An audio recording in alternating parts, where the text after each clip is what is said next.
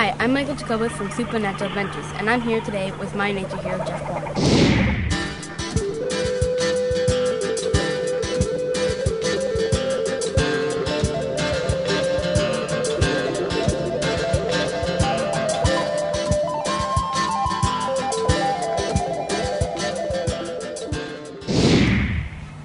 So, you're one of my nature heroes, and because you've inspired me and my two brothers to start our own nature show called Supernatural Adventures.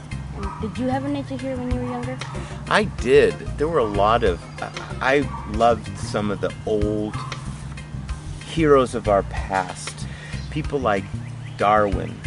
You should read his book, Voyage of the Beagle, and how he really came up with the foundation of modern biology through his look at the creation of species, evolution.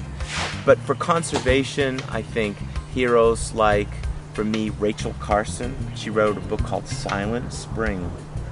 She predicted a day, because of chemicals and pollution and climate change, that we could have a silent spring where there would be no frogs and birds, and we're experiencing that today, the extinction we're seeing. Aldo Leopold, who was one of the fathers of modern conservation, people like John Muir, people like David Attenborough. I used to watch David Attenborough as a kid, thinking I wanted to be him. Edward Owen Wilson, Dr. E.O. Wilson of Harvard University, who really has been a big part of modern conservation. But I think something like you should, if you're interested in conservation, you should read those books. Okay. Is there something that you would like to do in nature that you haven't done yet? Like a place you haven't been to or an animal that you haven't seen? Well, I've seen a lot of things, and I mean, you live in Costa Rica, and I've been to Costa Rica many, many, many times. Probably a creature that I would love to see in the wild are two creatures.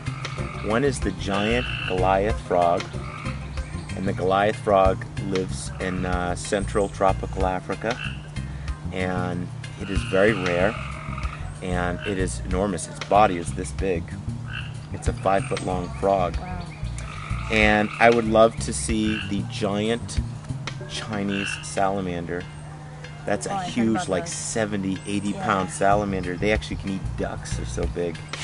And I really worry about the melting polar ice caps, and I hate things pollution. What worries you most about the environment?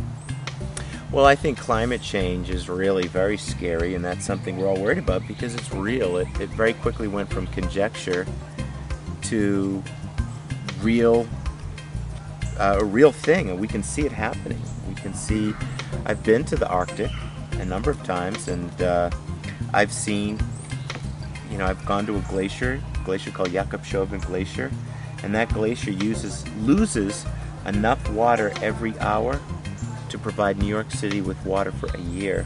Well, Ansel Adams is one of our world's greatest nature photographers. He's long since dead, but he did these incredible, great, sort of iconic photographs, and many of them are in Glacier National Park in Montana.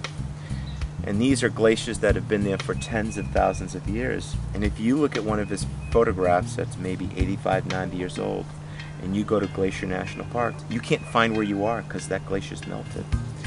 So climate change is very, very real. And the other thing I worry about is habitat loss, species exploitation, and a very serious disease which is wiping out most of our planet's amphibians, a disease called chytrid fungus. Amphibians have lived on this earth for 350 million years. There's more than 6,000 species, and we'll probably lose half of those species by the time you can vote. What is the most important thing you think kids can do to help protect nature and our environment? Well, I think the most important thing that young people can do is to recognize how powerful they are. I think it's very dangerous when people feel that they don't have any power.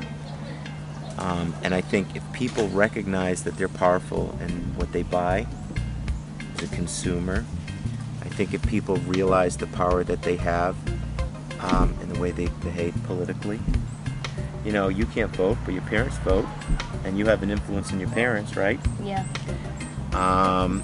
The way you behave civically, how you volunteer, how you as a user of resources behave with regard to recycling and stuff like that. Are you going to, those things make a big difference.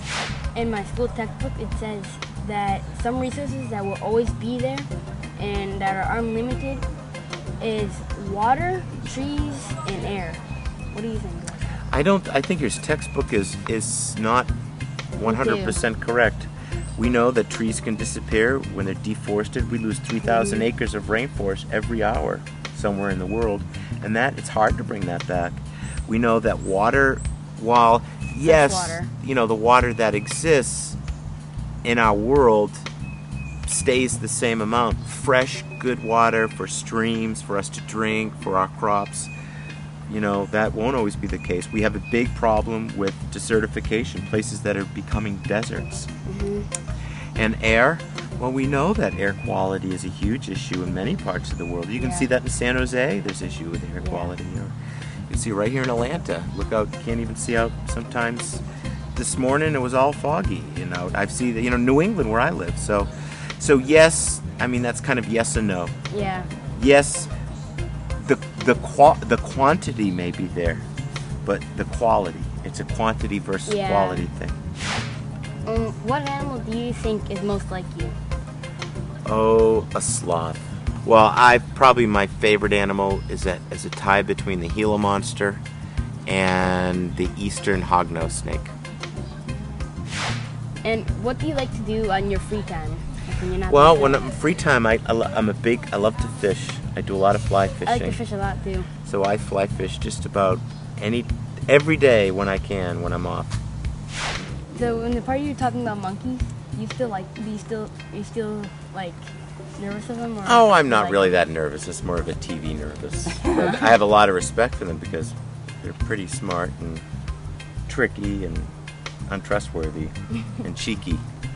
There's a reason why they say cheeky is a monkey.